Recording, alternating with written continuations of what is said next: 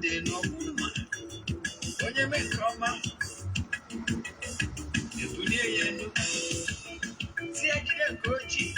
Now I got it. You go get you one pocket down. Where can it is that? EZE-ANA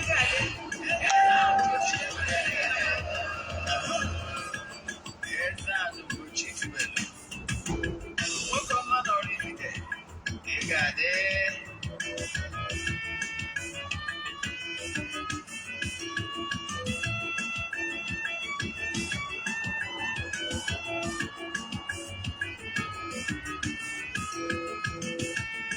Ọdịnala bụ eziokwu. Ọdịnala bụ ụzọ ndụ. Ịma na o nwere ọnụ na-eti mkpu na-asị ụmụ Igbo chegharịa, ụmụ Igbo chigharịa. Kwa mbọsị ọ na-eti. N'ụtụtụ na abalị ọ nọ na nkụzi. EZE-ANA Ugochi tubelu. Onye ọma na oraifite, onye mgbasa ozi ọma ọdịnala gaba n'ihu. EZE-ANA Ugochi tubelu, onye ọma na-eje eme ọnụ. Ọdịnala bụ ụzọ ndụ gaba n'ihu.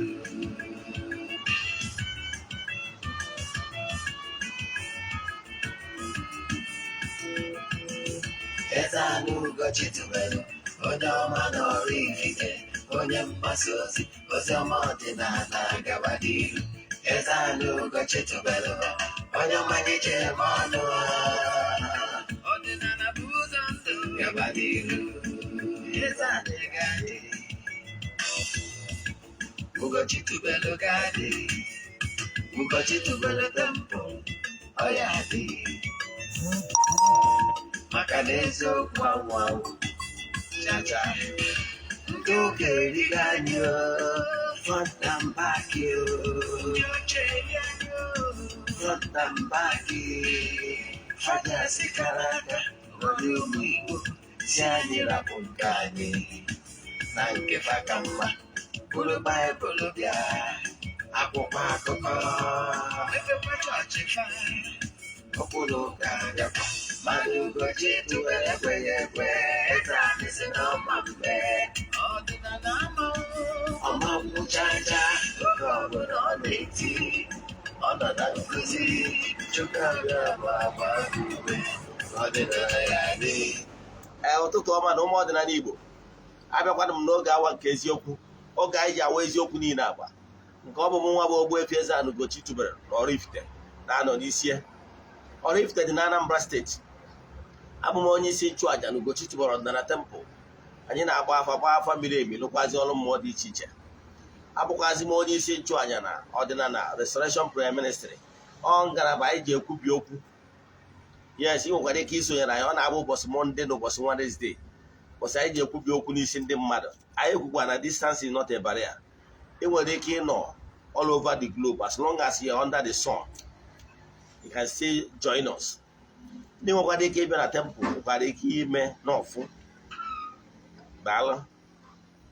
Abụkwa m onye mgbasa ozi ọdịnala Igbo. My mission is to help people live better life. Ụbọchị administration anyị na-eyuzu ọdịnala method maka na ike dị n'okwu ọnụ. Ịghọtara ya? Then isiokwu anyị ji bịara ụbọchị taata bụ ihe ị kwesịrị ịma gbasara religion. Religion cannot make you rich. Religion worldwide, any religion at all, supposed to be a vehicle that will ensure that the moral values of each individual are properly guided. Religion bụ ihe kwesịrị ịkụziri gị etu esi enwe good morals, knowing fully well that come up and whatever you sow is what you reap. All religion kwesịrị ya. Mana bifo anyị gaba n'iru, echefuna na aja anyị na-achụ kwa ọnwa nke ọnwa Disemba ka na-aga n'iru. Anyị ga-achịkọta ya na 19th. Ọsọ ndị niile sonyere na ya bụ aja wetalụ ihe onyonyo etu anyanwụ aja si bido yesterday, and ọkwọsọ ha nwa ga-enwetakwa ụbọchị 19th a ga-emechi, mana ya dị show iwu ọrụ na social media. Ọsọ ndị ọ gbasara. Nke ọzọ bụ na kaadị anyị ji bịa tata bụ MTN and Glo. So I want on network in a use in Wendy. I ran on nkuzi idea akponya bokadi. He will give me for Nanya will share this message only from the horse's mouth. He had the better at our topic here change life. I can tell you for sure. Now they can see where now religion. Here religion all over the globe. Okpere ọbụla na-asị gị ọ bụrụ n'aha Jizọs ga-eme gị ka ịdị wealthy. You have never done anything like that in the past, and you will never do. Because I can tell you for sure, no one will not okpukpere niile all over the globe. All over the globe. Nwere okpukpere ị ga-eje n'ụwa, ị gara ịfụ millionaires. Okpukpere ahụ. And ndị okpukpere ahụ did not ask n'aha Jizọs. So don't allow anybody to deceive you. Ọ bụrụ n'aha Jizọs ka ị ga-eji wee dị wealthy. Maka gị nwa na-alụ ọkụ shop gị ibe ga na-azụ ahịa na shop ị na-akpụgharị microphone ụmụ ụbọchị mfụrụ mmadụ na main market. Ị hapụ shop gị kpụrụ microphone gaa na another line si na ezi ozi ọma while others are selling. Uchu na business ha. You are only hurting yourself. Ndị niile mere in the past today for n'ime ha nọ n'ịta afụ. It will never help you. N'aha Jesus will not pay your house bill. Mana ana m achịkọwala gị ihe religion mana abịara na be anyị erie ndị be anyị erie. Ihe religion kwesịrị ịlụ bụ to ensure na ya moral value ọ bụrụ na ya religion ọbụla okpukpere ọbụla ị nọ na ya have not changed your moral life. Ka ị mara na ihe a bụ sana, ka ị mara na ihe a bụ ihe adịrọ mma, ị mara ihe ahụ chọrọ ka eme gị mere ya mmadụ. So that is the work of religion. Religion kwesịrị ka o kụziere gị spirituality, how to develop your spiritual power, your inner life, step by step. Because the only thing you need that will help you and Ndua to be successful is activating your inner strength. If you activate your inner strength, it will give you vision, inspiration, and knowledge in it. Onya batara na ijegoro no okpukpere dị iche iche all over the globe. Nwere okpukpere dị iche iche adị agụ Bible mana ha nwere bịa akwụkwọ nkụzi ha. Ihe ị na-edere bụ akụzigoro m gị ya ịbụrụ onye na-eso m mana ibido boro ya spiritual exercise. Forget it, you are not serious. Yes, ọ bụrụ na ị dị serious, all during that your spiritual exercise ka ị ga-eji wee nwee ike draw radiation, draw vision, draw inspiration.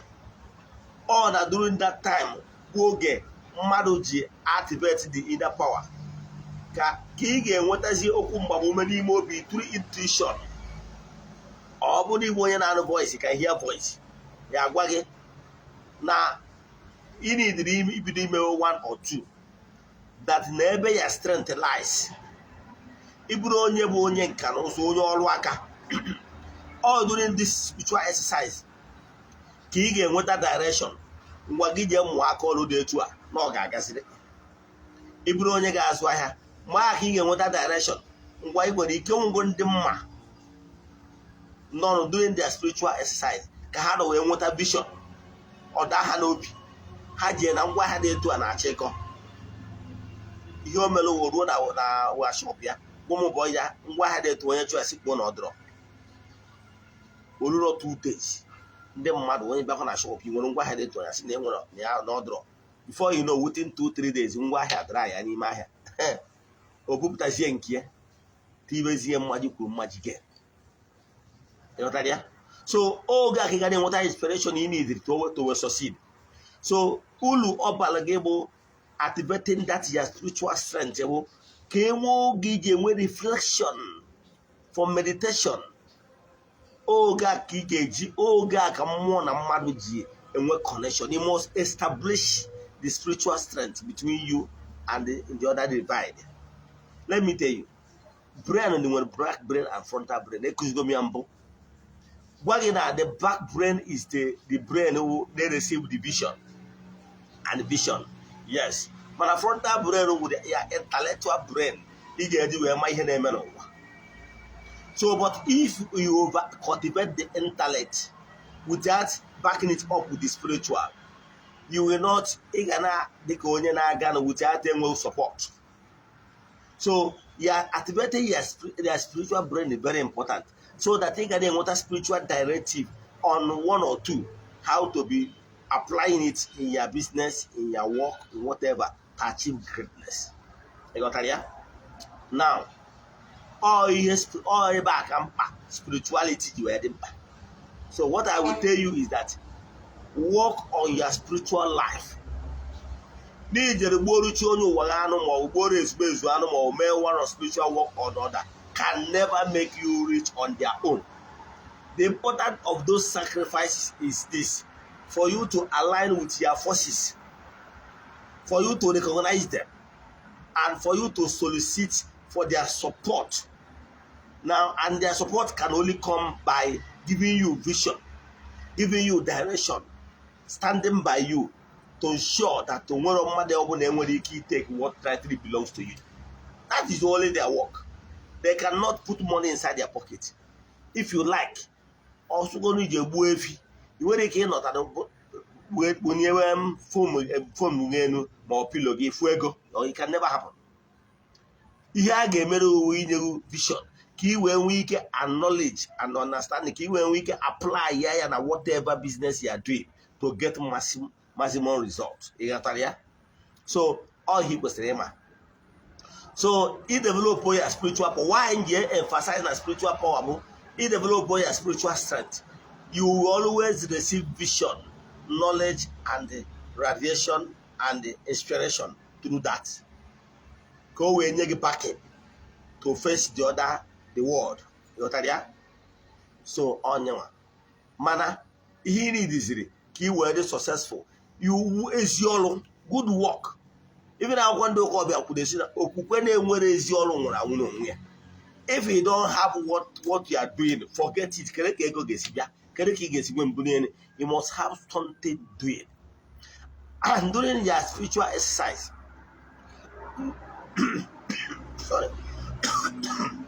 sorry, you will properly guided on particular work, business to go into. You will be guided. And if you are doing that business, make sure you apply all the rules. If you are doing any business, try to have good customer service. Have good product. To the satisfaction of one year and or one day as why I have a good product. Or having good product will create good system. All creating of that good system will pay you. Wow, so many ways in a business. Have you tried to put your business on the Google they call it Google AdSense. Google AdSense, yes. Have you tried to put your business on the Google? Yes. Then one other platform which you can put your business. Many years ago, when I was in Abuja, I'm not into computer. It's go that Google or Noble Success Computers. You can find my business can see there. Even some people still calling me, getting my contact through Google Contact. Have you put your business in Google? It's your business on other social platforms. Over in Nigeria, even the only way trader, even the kit your business again, na gj.ng. You must have good product and you must showcase what you are doing. Even if you are a content creator, even if you create your YouTube channel or your Facebook page, you don't create your content. You don't create content. You don't create your own content. Your own passion. Or when you want to pay attention to learn that work very well. Yes, learn that work very well. As the gift of a man make it a way for you. That's your gift. Upon religion. Yes, the religion on your own will not make you rich. Quote me anywhere. Here religion supposed to activate inyere gị aka ihe a na ha agwa gị now inye aka wee zụlite mmụọ gị step by step how you can be able to activate your inner power. That is the work of religion. Now, having activated your inner power, then ihe ọzọ ị ga-agbachi ya bụ ịmachi ya by eziolu. Agwakwara gị na ị nwekwara ike ije na-egota product ndị mmadụ, create your own platform, your own website or your own page, na-resell those things. Agwara m ụnụ na mgbọsị mgbe m na-ego street light, solar street light. Yes, all the social media come from the earlier. Yes, but because I want time, I ordered for it. And they make profit out of it, yes, but I'm okay with the price. And I bought it. Understand? They delivered it to my house, and I paid them. Okay, yeah? The same thing with the same thing. Even the same thing with the CCTV cameras and other things. So whatever you are selling, try to showcase yourself. Oh, you go born actually I will. So it got very important to one, have good product, to know what you want, and again, try to delay gratification. Try to delay gratification. Overall, total the mad will access to some money. He will access to 2 million naira. Because they should live big, they should go to the big boy, or they should impress a woman, just a woman. He can go iPhone. He wear iPhone, maybe 13 Pro, or they go iPhone 14, 1.something million naira. He wear impress a one. That money he want to be short. So he must know exactly what you want in life, and know how to delay gratification. Almost some money when they get better than check your investment. And as we guys, check your business, you get what good returns. Upon I want to told you here tolu. Upon I want to the first money batanaka, millions batanaki, they go moto. To impress who? To impress who? You need na pako.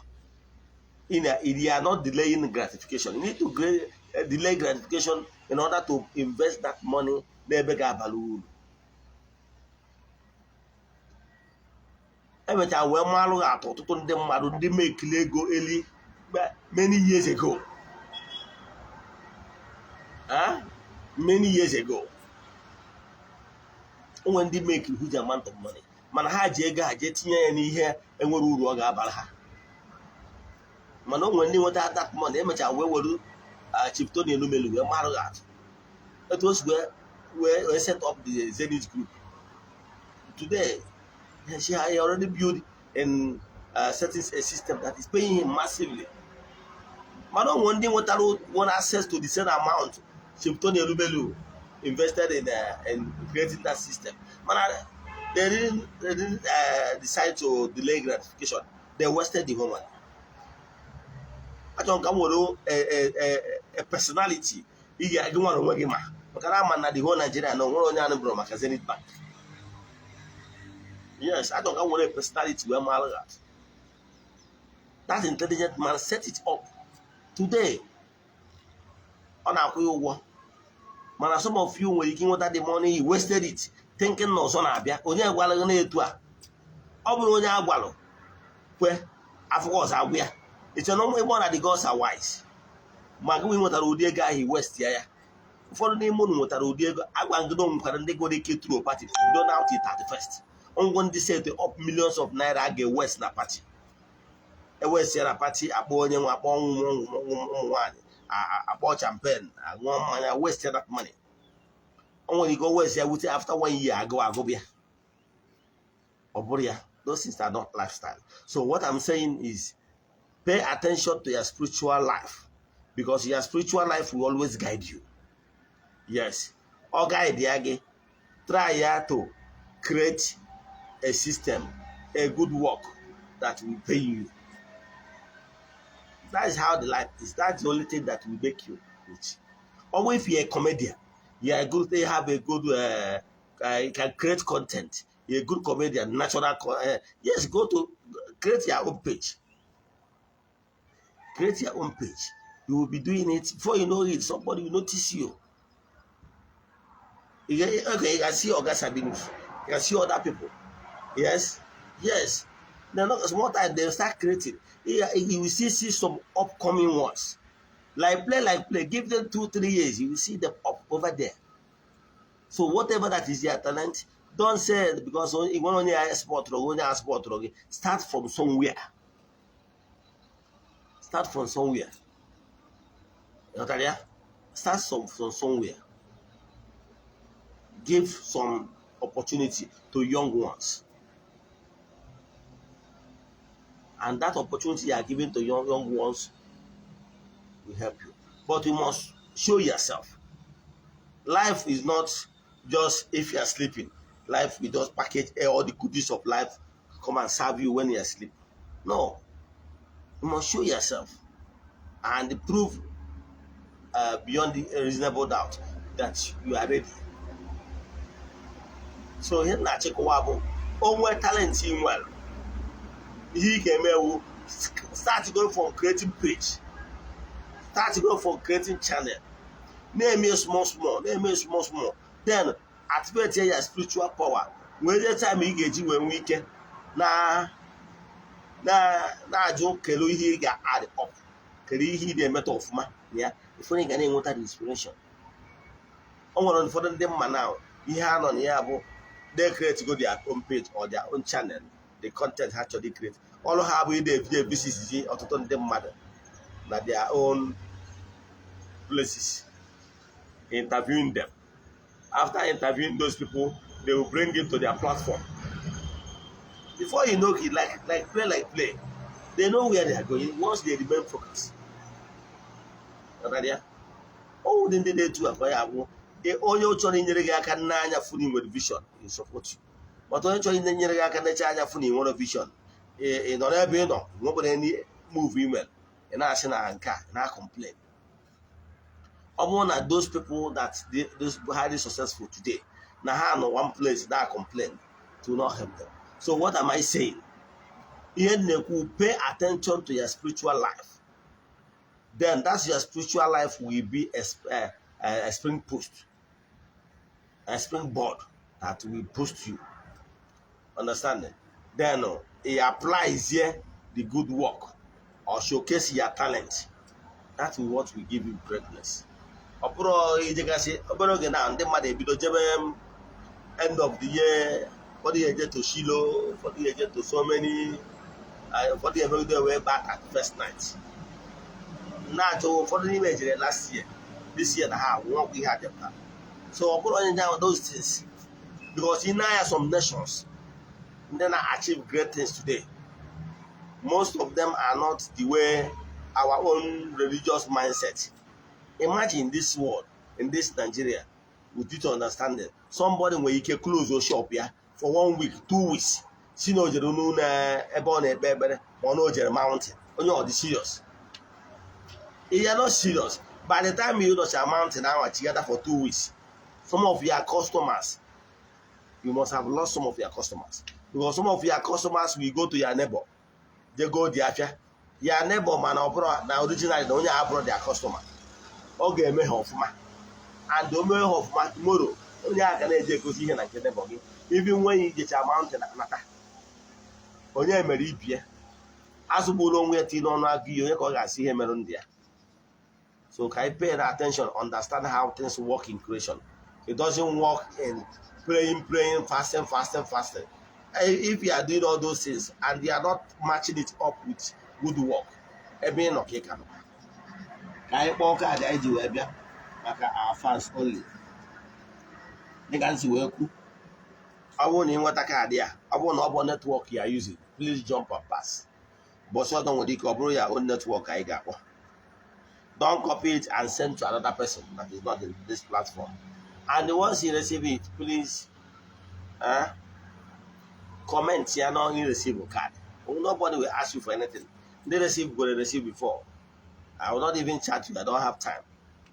But goddamn madam, I had a with the wall for Glow 315119 98958. I repeat, 315119495598.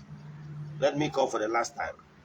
315119495598. That is Globe 500. For MTN, I have 7353559929. Again, 7353559929. For the last time, 7353559929. anyị kwubi okwu n'aha Chukwu Okike nke pụrụ ime ihe niile, ka ara bụ ndị niile nụrụ onu a n'oge awa nke eziokwu. I sịrị ebe ọbụla ha nọ na all over the globe, as long as you are under the influence of my voice. May my fans and friends and well wishers, ndị niile ga-abịa across this message, may they receive help. Those people that are confused in life, those people that are intentionally, they don't know exactly where to start their journey. Those that are in captivity, those people that are not believing in themselves, those people that need push for them to start yielding fruit all over the globe. May they receive help. May they be inspired. May the awards that went out today, let it serve as a great support and upliftment, so that as the award was released today, let it be a message of hope and upliftment to many of them that will come across this message. And I pray that distance is not a barrier. Anywhere anybody come across this message, may they receive help, may there be upliftment, may there be breakthrough. N'aha Chukwu Okike nke pụrụ ime ihe niile, onye ike niile si n'aka ya bịa.